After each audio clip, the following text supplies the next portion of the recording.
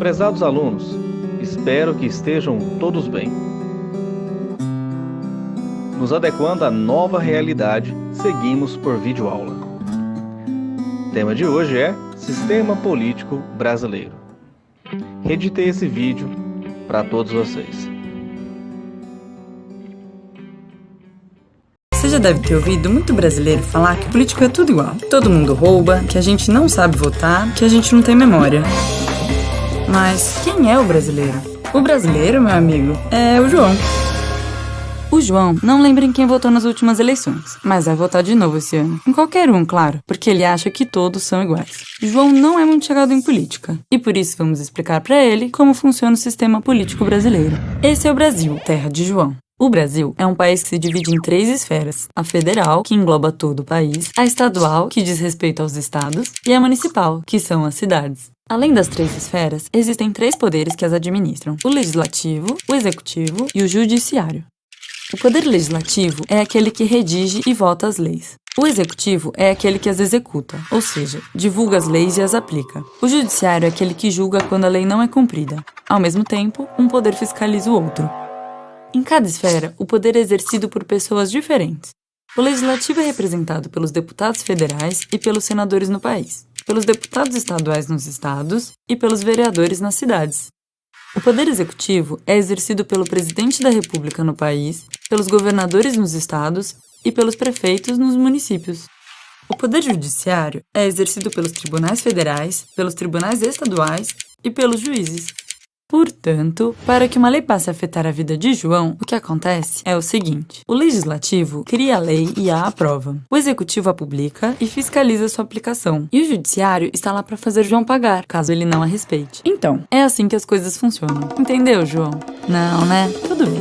É o seguinte: o legislativo é o poder que se envolve mais diretamente com as leis, justamente porque elas são as ferramentas de trabalho dele. O que ele faz é escrever leis novas e modificar as antigas. Afinal, o mundo muda e as leis também precisam mudar. Além disso, o legislativo também vota a aprovação de uma lei nova ou a modificação de uma antiga. Agora, o processo pelo qual uma lei passa até ser aprovada e entrar em vigor é um pouco diferente dependendo da esfera. Nas esferas municipal e estadual, quem opera o legislativo são os vereadores e deputados estaduais, respectivamente. Não tem muito segredo, pois via de regra, tudo é criado, discutido e votado dentro das câmaras e assembleias. No caso da esfera federal, é um pouco diferente. Os responsáveis por criar as leis são tanto os deputados federais quanto os senadores, e juntos eles formam o Congresso Nacional. A diferença é que enquanto os deputados federais representam a população dos estados, os senadores representam o estado em si. Isso significa que um estado com 20 trilhões de pessoas vai ter mais deputados eleitos que um estado com 20 pessoas, mas o número de senadores desses 2 estados vai ser o mesmo. Se não houvesse a Câmara dos Deputados, os estados com mais pessoas ficariam mal representados, e se não houvesse o Senado, os estados com menos gente não teriam voz. É importante que você saiba, João, que o poder legislativo está muito ligado ao executivo por diversos motivos. Um deles é que as leis aprovadas pelo legislativo também passam pela aprovação do executivo. Se o presidente,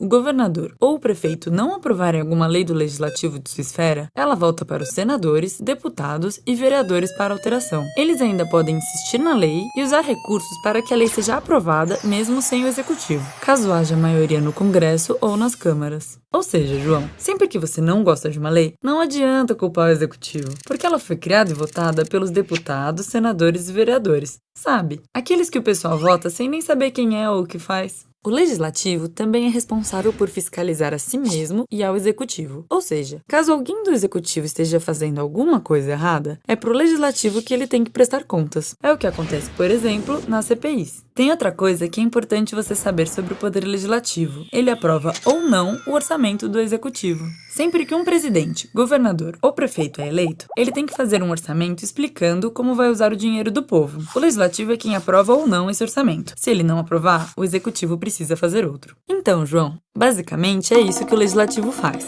Claro, nunca é só isso. O que eu aconselho a você que vai votar é dar uma pesquisada no site do governo para entender bem como as coisas funcionam. Explicam até como um cidadão pode propor as próprias leis. Oi, João. Tava dormindo, né? Bom, toma um café e vamos lá. Hoje a gente vai falar sobre o executivo. Você lembra que o executivo é o presidente, os governadores e os prefeitos, né? E você também lembra que esse é o poder que veta, sanciona e publica as leis. Mas não é só isso que ele faz. Ele também administra sua esfera e faz as leis serem cumpridas. Lembra de como funciona para uma lei ser aprovada? Lembra que isso passa por um monte de gente? Existem muitos senadores, deputados e vereadores no legislativo, mas no executivo existe apenas um representante em cada esfera. E você acha que dá para ele fazer tudo o que precisa sozinho? Não, não dá mesmo. Por isso ele tem seu poder auxiliado por ministérios e secretarias. Funciona assim: se o legislativo aprovar uma lei que diz que todo cidadão com mais de 18 anos precisa ser vacinado contra a dor de cotovelo, é o Ministério da Saúde quem vai fazer isso ser aplicado. O ministro é nomeado pelo presidente, e em nome do presidente, vai mobilizar os postos de saúde e viabilizar a aplicação das vacinas. Não tem tempo suficiente no mundo para uma pessoa cuidar sozinha de tantos assuntos, como saúde, educação, cultura, segurança e meio ambiente. Por isso, cada uma dessas áreas tem um ministério, que serve como braço administrativo do presidente. O mesmo se aplica nas outras esferas. Os governadores e prefeitos têm à sua disposição as secretarias, e sem esses órgãos seria impossível administrar. Por isso que é tão importante conhecer as ideias e as alianças dos candidatos ao poder executivo, já que são eles que ocuparão os cargos de ministros e secretários. Administrar tudo isso significa também garantir os direitos e exigir os deveres dos cidadãos. É por isso que as escolas, a polícia, os hospitais e os postos de saúde ficam a cargo do executivo. Os cidadãos têm deveres com essas instituições, enquanto elas garantem os seus direitos. Bom, acho que isso já deu uma base. Se quiser se aprofundar mais, dá uma olhada no site que a gente linkou aqui. No próximo vídeo, a gente vai falar sobre o judiciário. Imagina um mundo em que o poder judiciário não exista. Deputados aprovam leis e presidente, governadores e prefeitos botam as instituições para fazer elas funcionarem.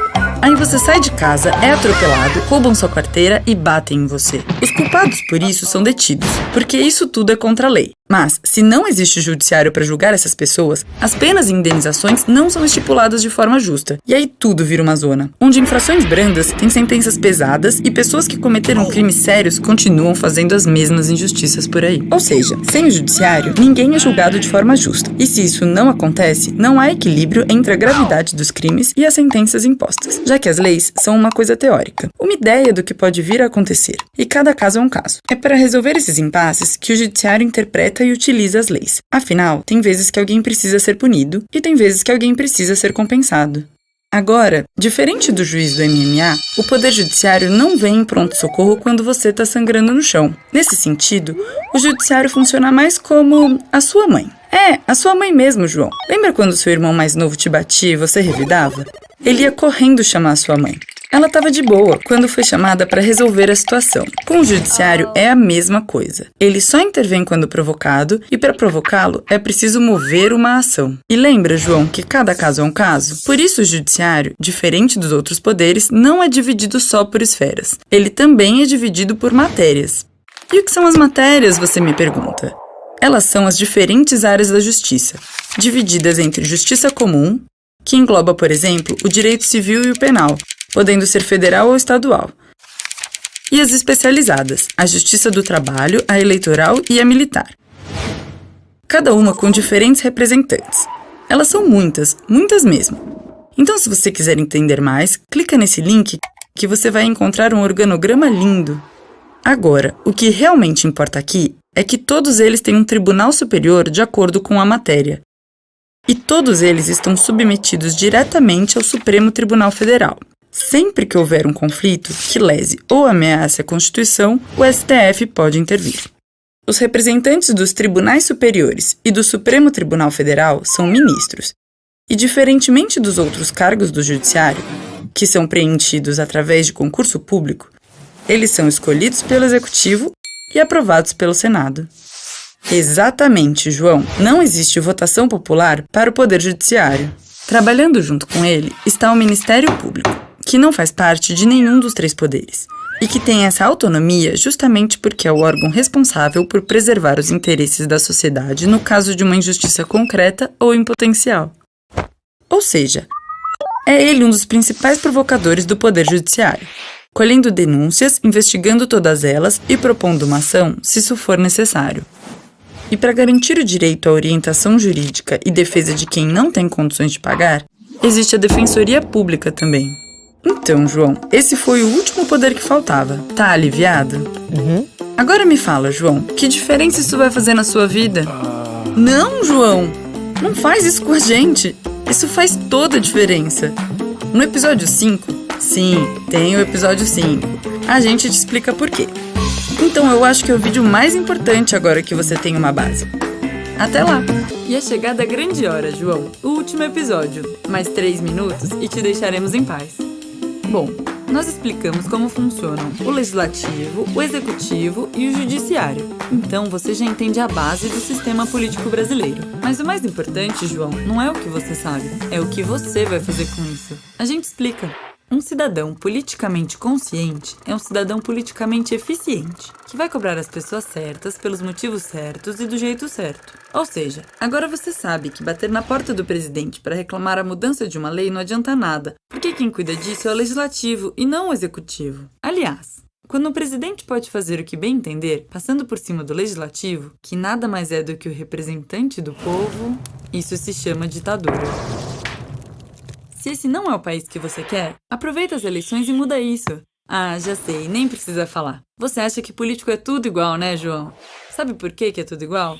Porque você não lembra em quem votou há 4 anos. Porque você não lembra o que eles te prometeram e também não fez nada para reclamar as coisas certas para as pessoas certas. Eu vou te dar uma dica, João. Pesquisa bem quem você vai votar. Joga o nome dele num site de pesquisa, vê o que ele já fez. Aí sim você decide em quem você vai votar. Mas não esquece não, tá? Nos próximos 4 anos, João, tenta acompanhar o que ele vem fazendo. Aliás, acompanha todo mundo, até em quem você não votou.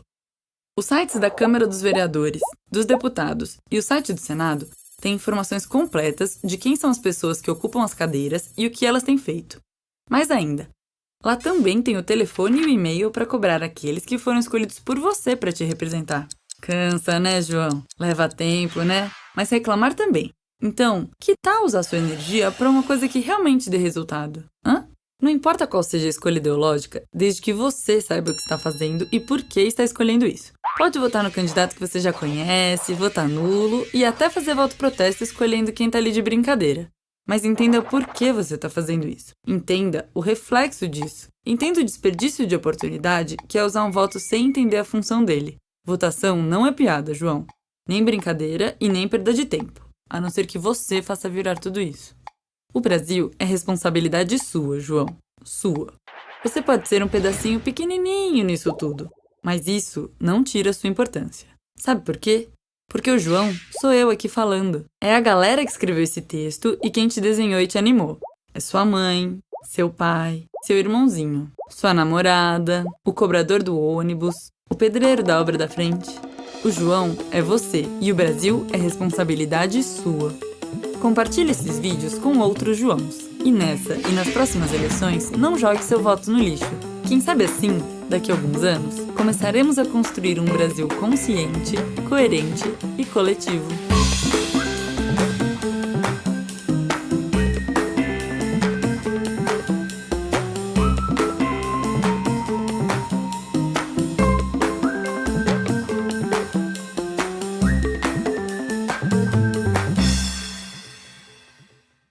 Agradeço a oportunidade de estar com vocês mais uma vez, mesmo que de forma remota. Até a próxima aula. Que todos nós estejamos sob a proteção de Deus. Um abraço. Nada é igual ao seu redor, tudo se faz no seu olhar, o universo se formou no seu falar. Teologia pra explicar, o Big Bang pra disfarçar. Pode alguém até duvidar, sei que há um Deus a me guardar. E eu, tão pequeno, frágil, querendo sua atenção. No silêncio encontro resposta certa então. Dono de toda a ciência, sabedoria e poder, ó, dá-me de beber.